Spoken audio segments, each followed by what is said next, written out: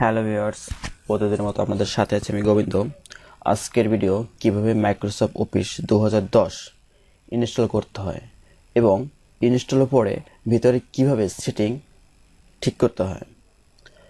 তো ভিডিওটি শুরু করার আগে বলে নিই, আপনারা যদি আমার চ্যানেলে নতুন হয়ে থাকেন তাহলে অবশ্যই সাবস্ক্রাইব করবেন ও পাশে থাকা বেল আইকনটি অন করে দেবেন।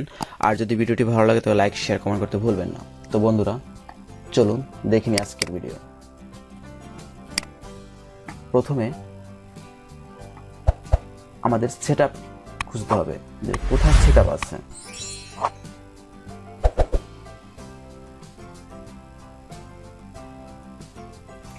টিকমার্ক দিয়ে কন্টিনিউ, ইনস্টল নাও।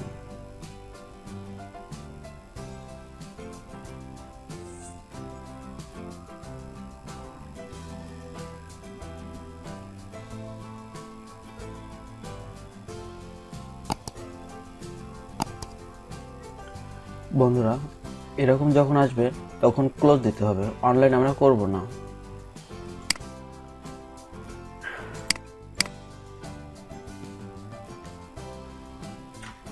তো বন্ধুরা দেখুন, আমাদের মাইক্রোসফট অফিস চলে আসছে।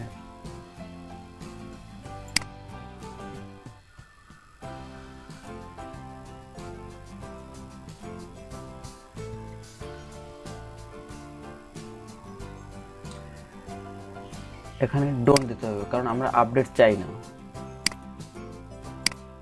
তো বন্ধুরা, এখানে দেখুন, যখন আমরা লিখে স্পেস দিই তখন অটো ও হয়ে যায়। দেখুন বন্ধুরা, আবারও দেখুন, কে স্পেস দিই তখন ও হয়ে যায়। তখন আমাদের কি করণীয়? তখন এখানে আপনার এখানে ক্লিক করব। যেমন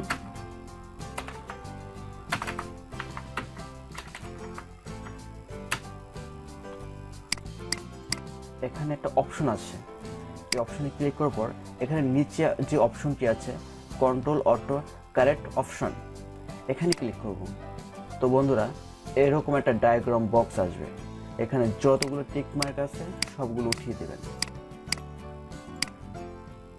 ওকে, এখন বন্ধুরা দেখুন, আমরা যতই লিখে স্পেস দিই না কেন পরিবর্তন হয় না। আশা করি ভিডিওটি বুঝতে পেরেছেন। ধন্যবাদ সকলকে।